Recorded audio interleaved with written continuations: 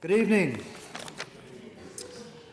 My name is David Mahan. I'm a lecturer in religion and literature at the Institute of Sacred Music, and on behalf of our institute and the Poynter Fellowship in Journalism at Yale, and in collaboration with the Student Book Supply at the Divinity School, I want to welcome you to this next in our series of literature and spirituality. With this series, we're interested in what we believe to be a vital but often unexplored connection between the spiritual and the literary. And we also determined from the outset to have this be more than a lecture.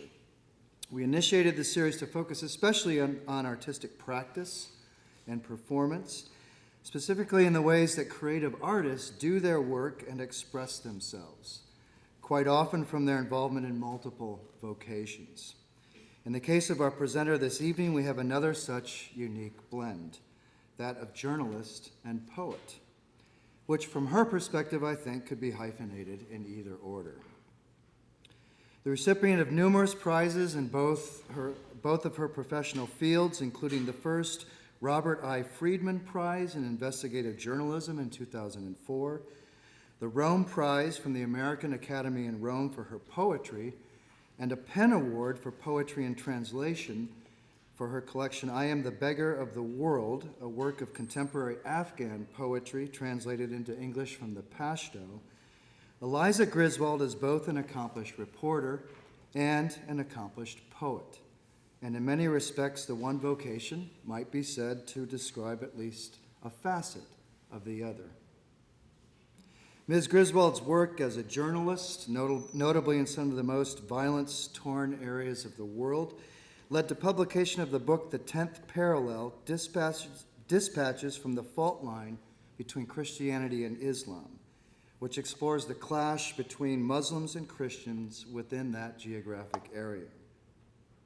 One reviewer summarizes here, Griswold teases out the threads of a complex fabric of religious doctrine, capitalist economics, ethnic pride, and power politics. Despite the complexities, she retains her hope that authentic faith can yet transcend theological differences and foster peace. And it's that last connection especially which in part commended her participation in our series. Her work as a poet and translator inhabits some of this same geography. And here her unique perspective and voice as a journalist poet or poet journalist resonates with both vocations, as her first collection of poems, Wideawake Field, testifies. As the poet Robert Pinsky observes in his praise of this work, Wideawake Field is one of several recent collections that explicitly position the poet as a kind of reporter, or more broadly speaking, as a witness of grim history in the making. As Pinsky goes on to point out, that place of poetic witness can itself be fraught with risk, adding, to make verse out of other people's calamities is often to contemplate the very limits of language. And in this respect, Eliza Griswold treads her own fault line between art as an act of witness and art as presumption. So the speaker in the poem Authority from this collection, recalling her time in a city under siege, admits, I'm embarrassed to remember the time before I grew uncertain about you, or that I had a right to say where I had been and what I saw there. As much praise for this collection also testifies, Eliza Griswold achieves the poise needed when taking such an artistic risk, as she has taken so many risks in her work as a journalist. As another reviewer neatly observes, the voice of the poet-journalist in Wideawake Field shows no pretenses to selflessness or a noble calling, but it does display a hint of rebellion. Her investigative travels have the elements of a dare. And I can think of no more intriguing invitation than for us to listen and to hear. Please welcome with me Eliza Griswold.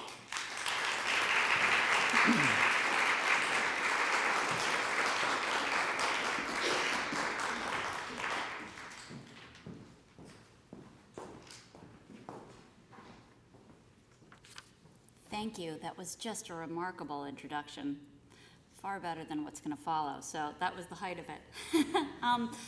First of all, I just want to say thank you. I am so happy to be back here and to be able to plumb some of the questions that we will be talking about this evening. And that introduction just remarkably hit on the very quandary, the very fraught space I'd like to take us to, and I'd like to spend some of our time thinking about tonight. This talk is going to be a messy one. It's messy because it's got the mess of writing, the mess of what it is to be human, and it's thoughts that I'm just starting to tease out, and there hasn't been very much thought about in terms of this central question. What do we mean? What are we saying when we talk about witness? What does that term mean? Literature of witness. It's certainly something that we throw around quite a lot and more these days. So I'd like us to really, I'm going to define it as best I can. I'm going to define its problems as I see them and some of the potential solutions to this practice. And I'm really going to invite you guys to think along with me. This is a new practice in some way. In ways it's an ancient practice. But in the world today, both the poetry and the journalism of witness, which we will define, is pressing. It's everywhere. There has never been a time such as today where through globalization, the contact we have with one another, the firsthand testimonies that come to us from different places have been so present. So what does it mean to mediate those testimonies? What are our roles? These are some of the questions I'd like us to ask. And I'm going to try to occupy that space as both a poet and a journalist and let you in on some of the work that I've been doing most recently and how that's playing out in the poetry. And of course, for me, although I don't typically talk about it in audiences, because the world of the spirit is very much at the center of both of these works. Okay, so just to start us out, okay, so we are going to define what witness means. We're going to define its problems, and I am going to identify what I see as 3 rules for its ethical practice. How do you, as a practitioner, how do you as a poet, how do you as a writer, how do you occupy this space of witness in the most ethical way possible? I think we could probably get to a list of 10. We're going to start with 3 tonight. Okay, so I'm going to start by telling you a story, and it's a story I alluded to last time I was here reading these Afghan folk poems, which I translated, which belong to, they're called Landais. They are 2 lines long. They are funny, rageful couplets about sex, about drones, about what it means to be an Afghan woman, the particular quality of suffering of an Afghan woman, a Pashtun woman, which is called Haram. Grief is its easiest translation, and they are centuries old, these poems. And when I've worked as a journalist in Afghanistan since 2003, and when I went to collect these poems, took a couple of trips over a couple of years, I worked with 2 young women. The collection of poems is dedicated to one of these young women, and she died in the course of the reporting. This is the kind of way. So what happened to Asma? What happened to Asma is quite common, but this is the way our lives begin to touch each other in these spaces of extreme crisis that witness often brings me to, but brings each of us to in our own way. So Asma had essentially her heart failed, and Asma needed a kind of surgery that was not available in Afghanistan, was not really very good in Pakistan, and really she couldn't get to the places she needed to have it without a lot of money. And she didn't know exactly how bad this condition was. It was impossible to get very good medical care. But she knew something was wrong with her heart. And she came to me and to the photographer I was working with. And she worked with an organization. And all together we tried to raise the money required for her to have the surgery, which meant flights and hospital bills with no insurance. And we were able to raise some of it, but not enough to get her to have the surgery in India, but not enough to have her have the surgery in Geneva, right? And the surgery didn't go very well. And in the end, she went back to Afghanistan and she died.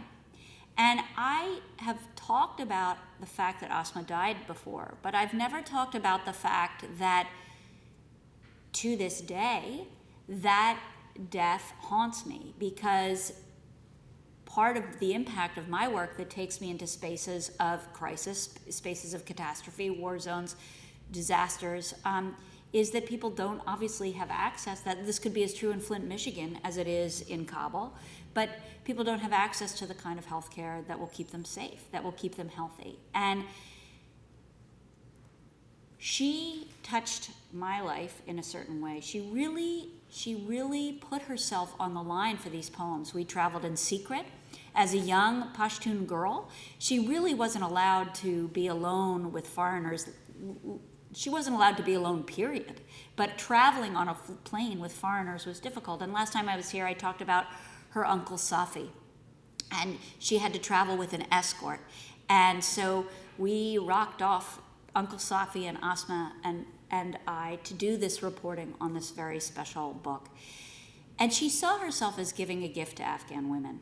And to think that here we were collecting poems about the spaces of suffering of Afghan women, about what does it mean to be an Afghan woman today, and here she was giving everything she had in the course of her own illness.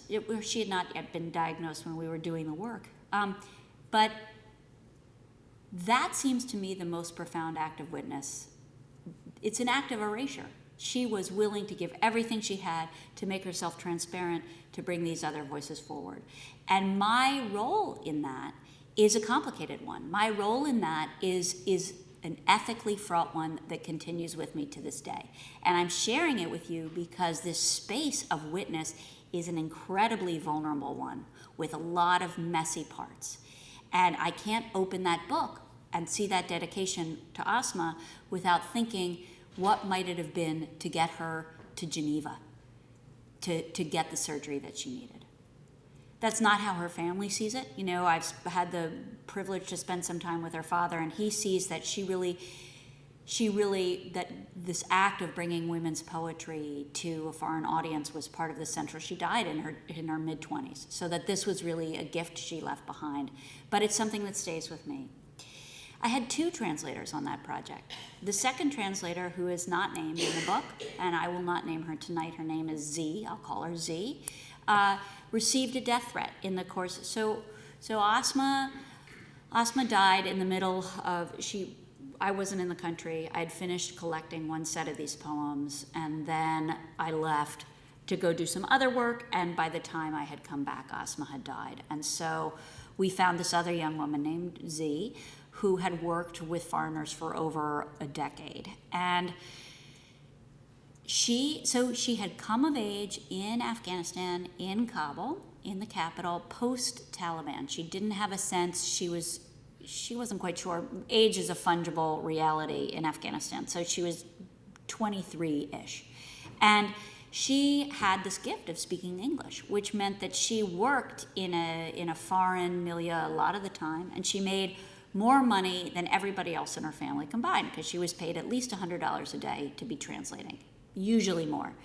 And I had an experience with Z where we went to the gold bazaar, the gold market in Kabul, and I kind of rolled my eyes around in my head. Really, like I misunderstood the entire situation.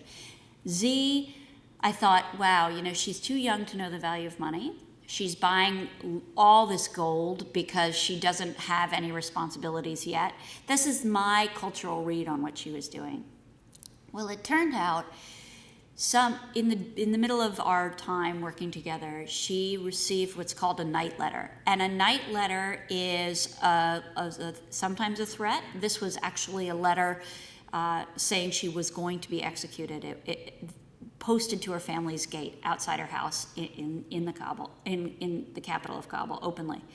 And the letter was on Taliban letterhead, and it was signed by what's called the Quetta Shura, which is the High Council of the Taliban, which functions on the Afghan-Pakistan border in a town called Quetta. And it said, you, Z, have been known to be working with foreigners. we are writing to let you know that you have already been sentenced to death. And this letter is to notify you that the man who has been dispatched already to kill you has our authority, and therefore it's a religiously condoned act, right? Your murder is a religiously condoned act. So we're just letting you know that when you're killed, you've been wiped off the map, essentially, and your killer will not have any responsibility.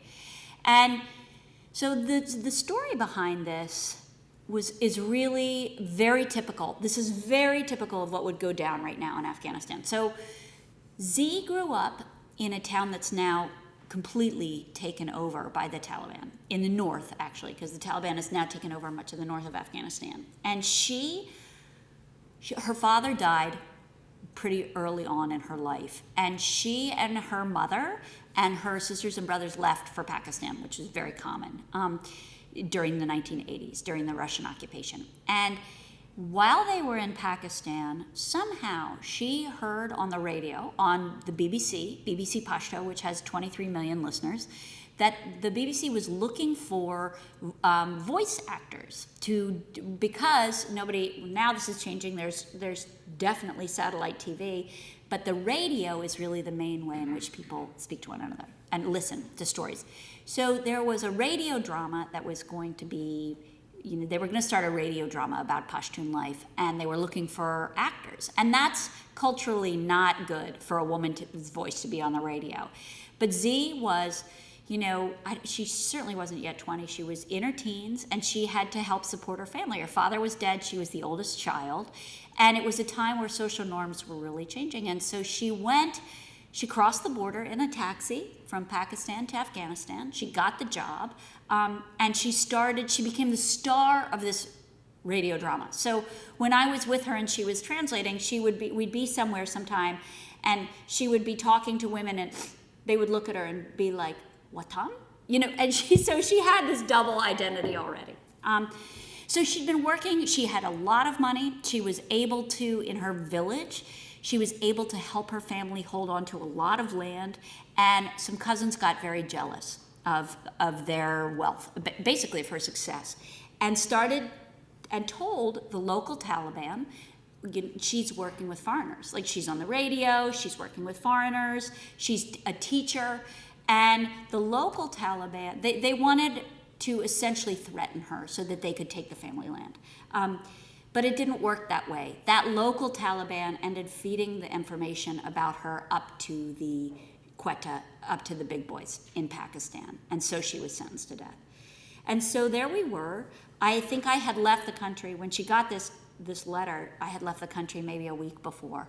And the letter, the question was, what can we do? What can we do for this young woman? And we'll talk a little bit this evening, if we have time, about the special visas that are available for Afghan translators who have been working with the U.S. military. She even has that. She had done this. She's done every job under the sun, and we were not able to get her into the United States.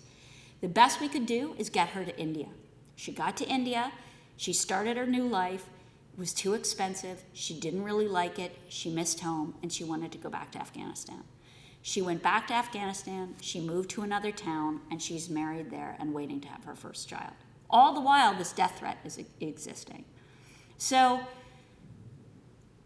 that's not information for a long time that I was able to share in the process of her moving around, but that too, like this extraordinary act of witness by this young woman, right? Here she is doing work, which she, again, this is for her, as for Asma, it's an act of national pride.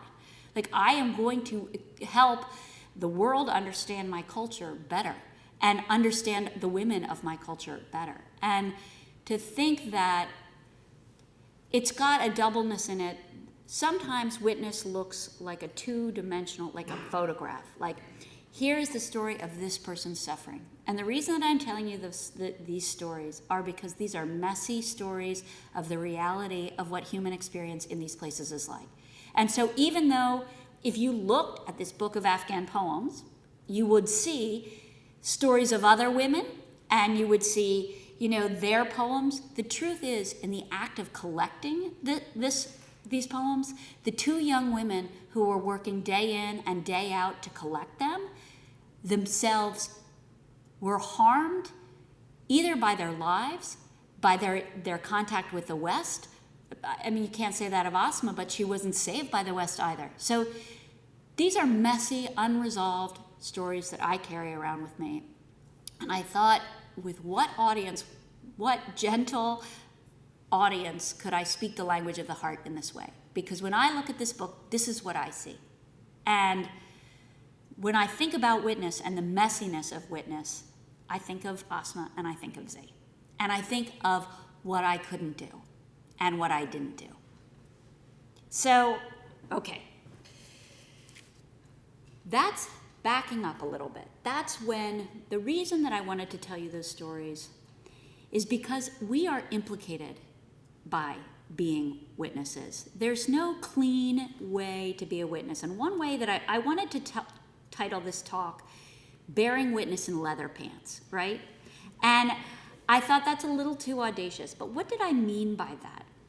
Particularly, I have a joke with another friend of mine who's a photojournalist, because often when we go to places where photographers or journalists are talking about bearing witness, they swan around on stage in leather pants with a scarf around their neck, owning somebody else's suffering, right? So when one bears witness, what becomes the subject of suffering? What becomes the subject? The speaker. So I just want to be extremely explicit about that, because that's one of the problems implicit in this idea, that often in our culture now we think, oh, so-and-so is born witness to this. There's ego involved there. And we'll get into it, because I think examining that lens of ego is one of the solutions toward how we are going to establish a code for this practice of bearing witness. Okay, so very simply, what is literature of witness? Bearing witness is putting oneself in proximity to the experience of suffering, of the suffering of another. That's the easiest and cleanest definition I could think of in terms of what does this really mean. The key to that is proximity, right? And that's, again, why I tell you the stories of Asma and Z, because the proximity to those stories mean that one is touched, one touches and is touched. It's messy. So the very beginning of bearing witness is testimony, witnessing testimony of suffering in some proximity to it. Okay, so if we were to step back, how many journalism students are in this room? Do we have a lot of journalism students? Okay, a small number. Okay, so I wanted to make sure that I really spoke to you guys a little bit about the journalism of witness right now. So I'm going to suggest a book that is really just unbelievably brilliant. One form of literature of witness is oral history, right? Now, oral history is quite simply the act of recording the experience somebody tells you. It could be of their lives. Much of the best oral history being recorded today is oral history of chaos and tragedy. And a woman, Svetlana Alexievich, recorded a decade's worth of testimony after the explosion at Chernobyl. It's called Voices from Chernobyl. It was at one time sort of an obscure book in America. She won the Nobel a few months ago. So I would highly, when one's thinking of, if you break down as a journalist, how can you experience witness? How could you practice witness? Oral history is one of the main traditions, and I would point you guys to her because she's wonderful. In journalism also, we have this incredible practice of what's called immersion journalism. This is also part of this witness tradition that's becoming quite popular. Immersion journalism is essentially what we would call fly on the wall. You drop yourself into someone's life and you watch how they're living and what's going on without interrupting it. That itself becomes incredibly morally fraught, as we'll get to a little bit later. Because if you're dropping yourself into somebody's life that's born of suffering and you can alleviate that suffering, what's your role? What's your role? As we lay out these principles, I want to return to that. So we have oral history. We have some of the best immersion journalists working today. Behind the Beautiful Forever is Catherine Boo. I don't know if people in the audience, that's an incredible book. Another would be David Finkel's work with veterans who've returned from the war in Iraq and who documented the surge there. Just two remarkable books of witness through immersion. But the person I wanted to talk a little bit about this evening is George Orwell. Because if we're trying to locate this tradition of a literature of witness, he would be one of its early practitioners in terms of literary nonfiction and certainly work of the spirit. And I wanted to read you a quote of his. So, Orwell said, "The opinion that art should have nothing to do with politics is in itself a political opinion." Orwell saw himself, he was firmly entrenched in fighting fascism in its many forms. He himself went to fight in the Spanish Civil War and had to flee arrest for his own safety in the late 30s. He believed in showing up on the page in the first person where it was relevant, in having a point of view by virtue of the evil he believed he was combating. As this act of reportage, as this act of witness. And in establishing this tradition, in trying to give it some actual ballast, we would really look at Orwell. And if we turn to the world of poetry, the tradition of witness is a bit more recent. And it really, if the person who really coined this term, poetry of witness, which I both respect and believe is a problematic term, is Carolyn Forche. And Carolyn Forche, fantastic poet, went in the late 70s, early 80s to El Salvador at the beginning of the Civil War. She was working for Amnesty International. And she wrote a poem that has become the definitive poem of witness. And I thought I would read it to you. I'm thinking it's probably going to be familiar. I'm hoping that it's familiar. But I'm going to read it. And we can encounter what does this poetry of witness actually sound like on the page. The Colonel, by Carolyn Forche. "What you have heard is true. I was in his house. His wife carried a tray of coffee and sugar. His daughter filed her nails. His son went out for the night. There were daily papers, pet dogs, a pistol on the cushion beside him. The moon swung bare on its black cord over the house. On the television was a cop show. It was in English." That's how it begins. I'm going to now, because it's long, I'm going to read you the end of it. Okay. "My friend said to me with his eyes, 'Say nothing.' The colonel returned to the table with a sack used to bring groceries home. He spilled many human ears on the table. They were like dried peach halves. There is no other way to say this. He took one of them in his hands, shook it in our faces, dropped it into a water glass. It came alive there. 'I am tired of fooling around,' he said. 'As for the rights of anyone, tell your people they can go fuck themselves.' He swept the ears to the floor with his arm and held the last glass of wine in the air. 'Something for your poetry, no?' he said. Some of the ears on the floor caught this scrap of his voice. Some of the ears on the floor were pressed to the ground." So Forche positions this poetry of witness against, of course, the atrocity of the 20th century, against the Holocaust. That is her background. And essentially, what poetry of witness does in the 20th century and now in the 21st, but especially in the 20th century, is challenge or respond to Adorno's premise that after Auschwitz, the writing poetry is barbaric. That is essentially the response. Can one make art of suffering? So, which is problematic. So on one hand, we have this literature, right? This literature of witness in which, if one's not incredibly careful, one is heroicized by borrowing somebody else's suffering, that the witness becomes more important than the subject of the experience. That's problematic. And on the side of poetry, we have making art, which is why, David, what you read of that was just so apt, that Pinsky was pushing that very question of, can you write about suffering? Can you write about other people's suffering in poetry, in art, or is it by definition exploitative, right? So I want to spend some time in these spaces, in these problematic spaces. Okay, so you guys have already gotten, I think as a journalist, I'm bound here to make full disclosure that these questions are very active in my own life. This is not an academic matter that I'm sort of on the side with. I am, whether I like it or not, this matter of witness implicates me. And I've got to take a very hard, clear look at my own role in it. And I can't escape it, so I might as well look pretty clearly at it and try to define it as clearly as possible for others. Because I do believe there is an ethical code possible to practicing it as a poet, as a journalist, as a nonfiction writer, as a human being in the cleanest way. Okay, so recently, what has this work of witness, where have I been practicing this as a journalist? Most recently, I've been working on the war in Syria. And I've been working on this conflict in different forms over the past couple of years. A couple of weeks ago, I wrote a story for the New York Times Magazine about the Syrian refugee crisis.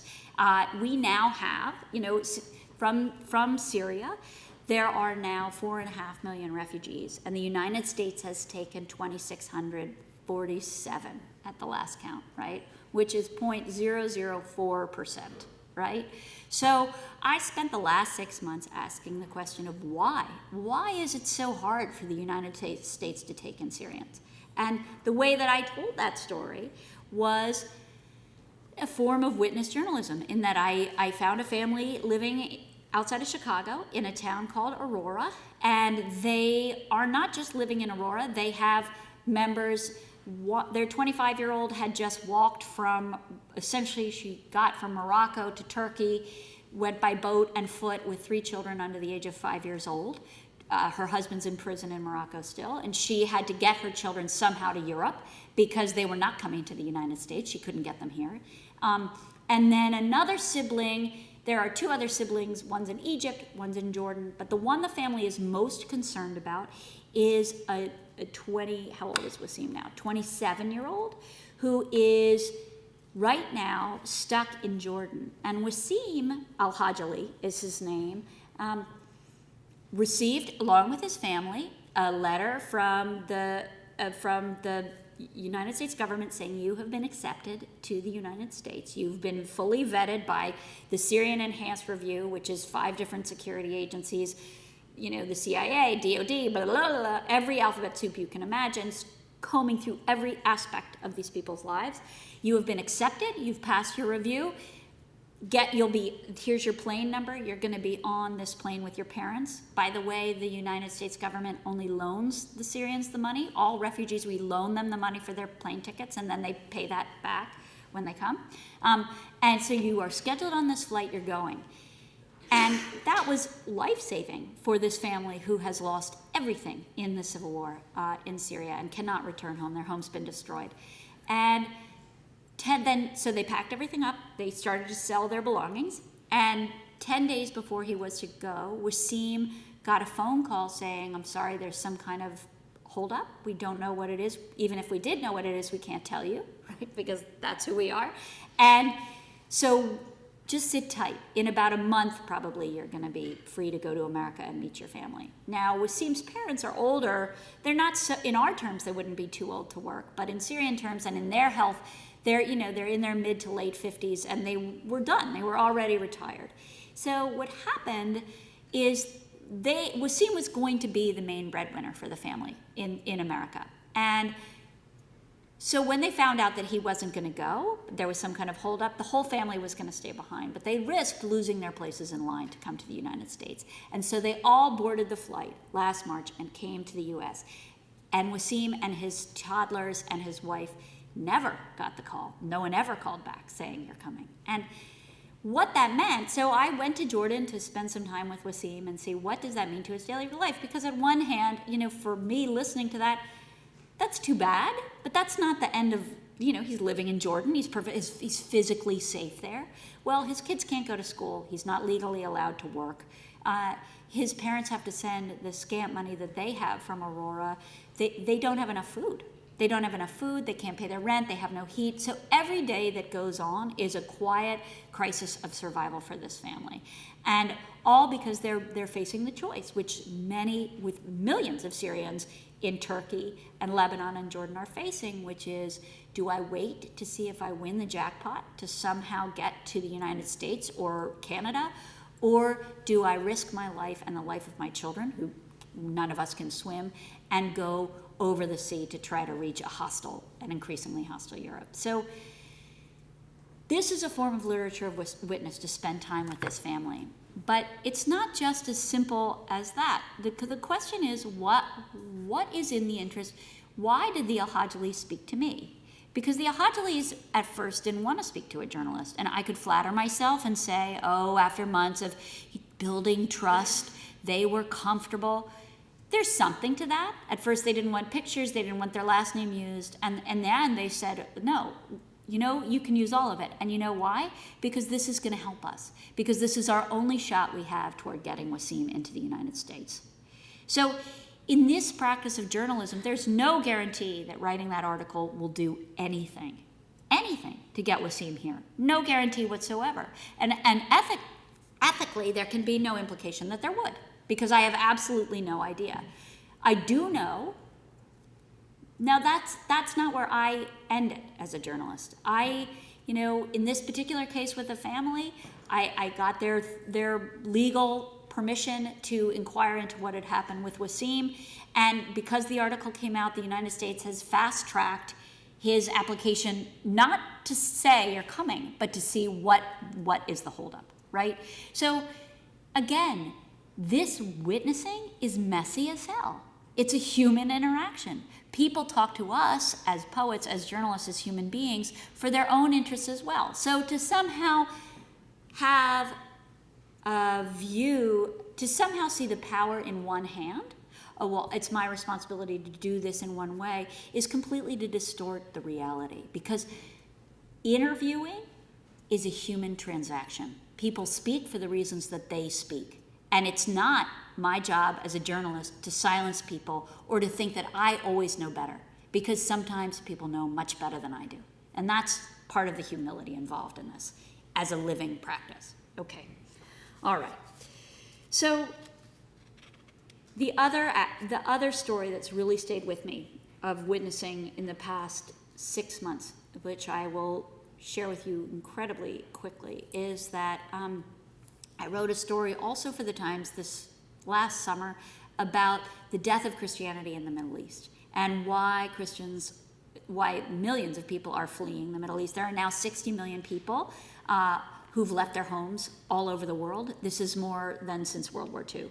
And so what's going on? And what's going on to minority religious communities, particularly within the Christian context in some of the places of their birth?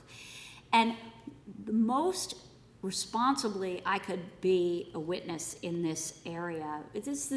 I was in northern Iraq, where ISIS was holding on to a fair number of hostages in some of the ancient Christian villages. They had taken Christians from some of the most ancient Christian villages and towns in the Nineveh province, which is named in the Bible, and they were holding them hostage in the town of Mosul.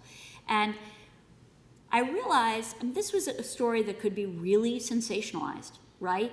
Christians suffering at the hand of, terrorists. How do you handle something responsibly? How do you witness something like that? And I realized as I was working that the most responsibly I could handle it was to isolate a single case, isolate a single story, and document that story as carefully as I could. And what I did is I found, because not many journalists have showed up to be writing this story, so there are a lot of untold, remarkable accounts of what's happened to people. I told a story of two buses in the last Christian town of Karakosh in northern Iraq, and ISIS had filled two buses of hostages, and one of old and sick people they had allowed to go to freedom because they didn't feel like they were too difficult to take them, and the young and healthy went the other direction on the road and are still in captivity today in Mosul.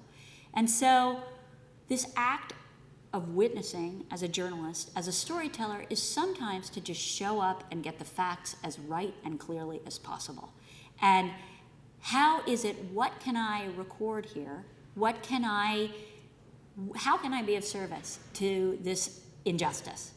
How can I be of service in this injustice, in this situation? Is it really to tell the story? because sometimes that telling the story is a self-serving act. So what else can I do to be of service beyond taking my notebook out? That's an essential question to being an effective witness. Okay, so now I'm going to take us into the world of poetry a little bit, because for me, in the way that I've talked about this bearing witness as egoic, the solution for me in how do I try to explore my relationship to the suffering is to examine as closely as possible the lens through which I'm looking at it. So I don't believe in objectivity. I certainly believe in fairness as a journalist, as a human being. I think objective truth is a difficult bar to hit. The best I can do is to own my own subjectivity, is to get very clear about the lens through which I'm looking at the world. So when I'm writing poetry of witness, it's very, I don't know if it's ever been uncomplicated. It's never been, I bet instead of defining what it isn't, I'm going to read you 3 poems. You can hear what it is, okay? Okay, so this first poem, I'm going to read 3, and then we'll return to a little bit more talking about the problems and solutions in this witnessing. This first poem is called On Wearing a Tracking Device. The rechargeable heart, a pulse of blue light, flickers against my breastbones hollow, a signal to a rental satellite, following a day or two until the signal dies. We all have reasons for moving. I've hurtled toward disaster to practice losing faster than regular living allows. Proof of movement isn't proof of life. Ruins. A spring day oozes through Trastevere. A nun in turquoise sneakers contemplates the stairs. Every hard bulb stirs. The egg in my chest cracks open against my will. The dead man on the Congo road was missing an ear, which had either been eaten or someone was wearing it around his neck. The dead man looked like this. Know that. Here's a flock of tourists in matching canvas hats. I'm healing by mistake. Rome is also built on ruins.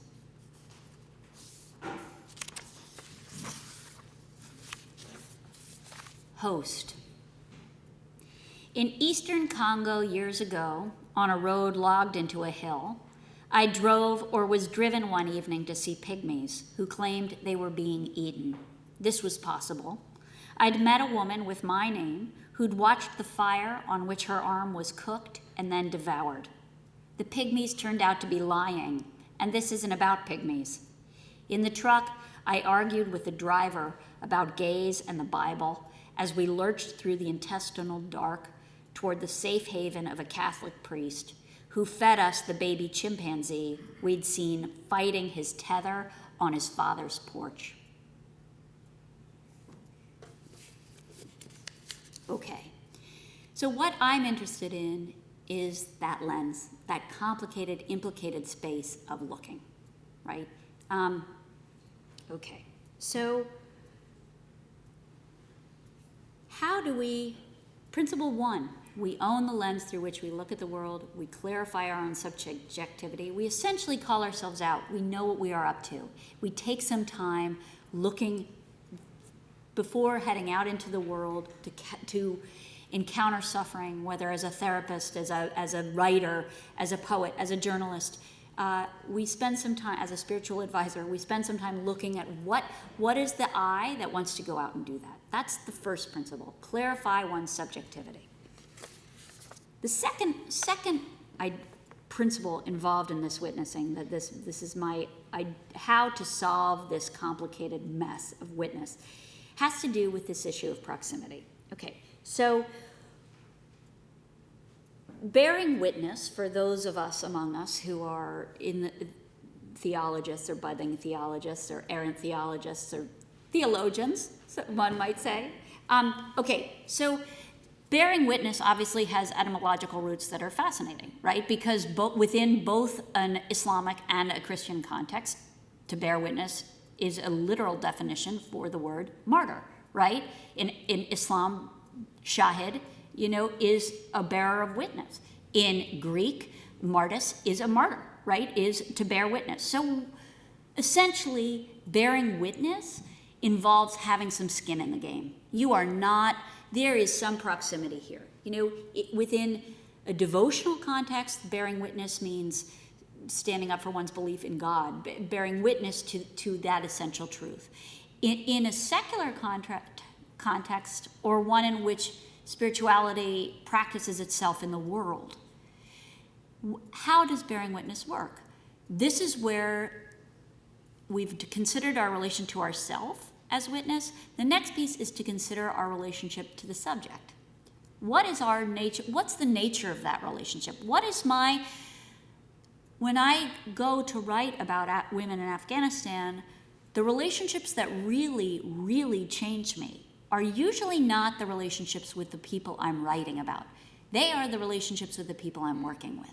They are these two women who don't appear in the pages of these books, right? Besides a dedication, They are on the sidelines. I never finished the point of what Zarmina did with that gold. So I saw her buying that gold in that market as completely a waste of money and time. And what she was doing was packing a glittery go bag. She was translating US dollars, which cannot be used everywhere, to the most fungible resource she had, which is gold. So that when she got that Taliban death threat, she could leave the country in a matter of hours. She took one thing with her. What did she take? Her gold. Because that has objective worth. So I tell that story because it was such a humbling lesson for me, which work usually is. I don't get it. I think I've got it. Oh, look at this young Afghan girl. She doesn't know the value of money. Just the opposite. I'm the one who doesn't know the value of gold. I'm the one who doesn't know how to travel in that world. So anyway, always trying to look back. Always where is the implicated self? Okay. All right. So owning the lens through which we're looking. One, owning our relationship to the subject. How do we look at these subjects? And for many of you, this is going to get into the issue, which I'm going to speak to very quickly, of secondary trauma. So as any kind of practitioner, this is certainly true for journalists, and it's just worth calling it out for a second. But it's certainly true in the world of therapy, in the world of spiritual advisor. Being put into a state by witnessing the suffering of others where one is in fact traumatized by that, to the point where one can no longer work effectively, is something to really watch out for. I had an experience of this where I was writing a story about people caught up in the web of US global detention, people who were being held in different black sites essentially, and I came back and I had to go interview, for another story, I had to go interview a woman who counsels torture survivors. And it took about 5 seconds for her to stop me and say, what do you know about secondary trauma? Because what I was carrying was the grief of others in a way that made me unuseful to my job and made it almost as if the experience of other people's suffering was addictive. And this happens across disciplines. In any work around crisis, I'm sure many of us, and I'm seeing head nods, many of us have had this experience. What does it mean to get high, essentially, off other people's crisis, right? Off of this hero complex. So we examine our relationship with ourselves, we examine our relationship with the nature of suffering, and we stay as clean as we can on the side of making sure that that work that we're doing as a poet, as a journalist, as a therapist, as a parish priest, is about being of service, and we haven't gotten hooked in some way that isn't helpful to ourselves or to anybody else. Okay. So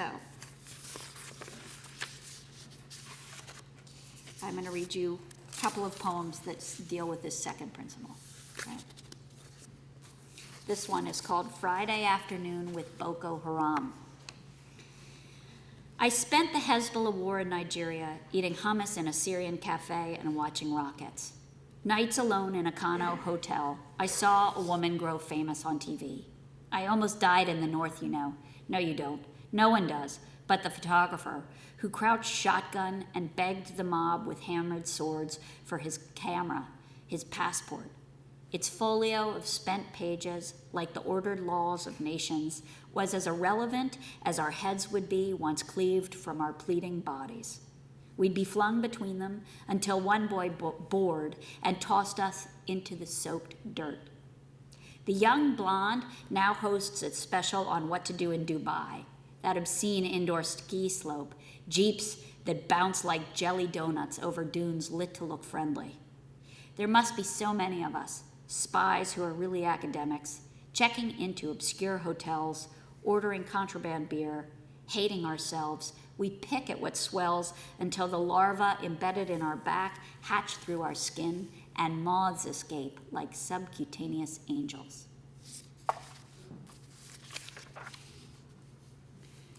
I'm going to read one more. Early Middle Ages. Better to wander blindly into this epoch than to study the horizon for archaic auguries. Auguries we mistook for archaic, now returning. It's rarely war that topples worlds already weakened by the long march of peoples over brittle crust. Conflicts more often born of contagion. Once upon a time, rats on grain ships out of Egypt, sailing for a starved empire, carried bubo-stricken fleas. Nowadays, we export rats in four-wheel wheel wells bound from Tennessee to Turkey to be resold on battlefields. Did you hear about the plumber in Texas forced to shut his shop after his truck turned up on TV, property of ISIS? Rats in the wheel wells, always rats and sickness, and the weakness building walls implies, and skies, now empty of starlings, wheel themselves.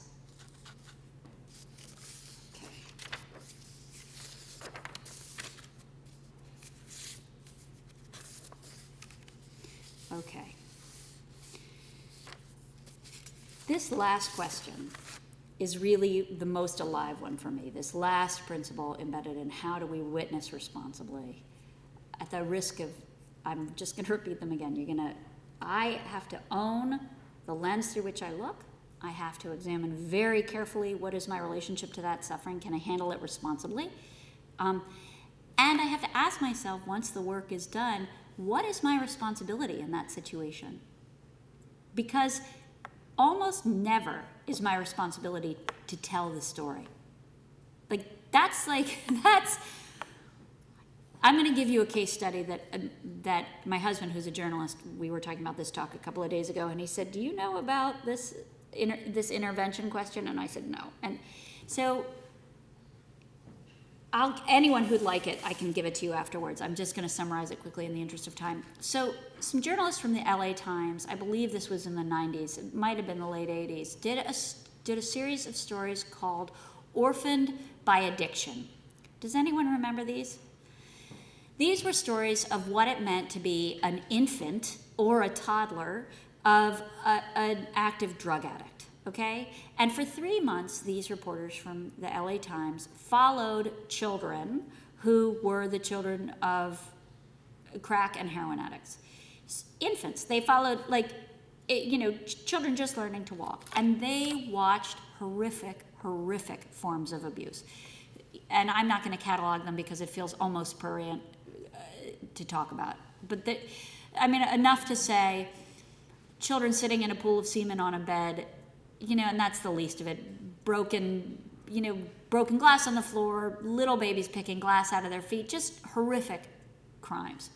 And they decided, in a very controversial move, but according to the rules of journalism, that they were not to intervene. And they did nothing. And they were there, they immersed themselves, as we were talking about immersion journalism, for 3 months. And when the stories came out, the next day, Children's Services went to go pick up one of the young children who was documented in the story. But the other children belonged to a parent who had left town, so they weren't able. One child was moved into foster care. 3 other children were not found in the course of this reporting. And I cannot imagine, on the letter of the law practice, that's completely right in journalism ethically. You do not intervene, you do not change the terms of your story. I cannot imagine the grandiosity that imagines that story, that one story is going to be more important than the lives of those who are living it. You know, and this is, for me, again, this is a super alive question, right? I mean, I am actively engaged in trying to get the U.S. government to consider why Wasim is not coming into this country, right? Now, so how does that become an ethical principle? How does intervention happen? For me, the line has to do with the completion of the story. I wasn't intervening to get, so, but see, that would be the same in a way. That's not in a way, that's the same as these LA Times journalists would argue. And yet it's wrong. I don't know that there are rules of this question of responsibility. Again, it's just to witness suffering and to not think that it is our role to do something to alleviate it, if we can, is an act of grandiosity and ego so profound, I believe it doesn't merit the engagement in the suffering. So that's the third lens. That's the third, what is my responsibility? And I can damn well tell you that for me, the responsibility must be, bearing witness by writing the story is just not good enough. It's not good enough. And yet, Asma has died. And yet, Z is living in another city, in Afghanistan. So, I'm going to read you a couple of more poems, and I'm going to shut up, and I'm going to see if anybody out there has more principles by which we could clean up and set a roadmap out for what it means to witness in a responsible manner. Okay.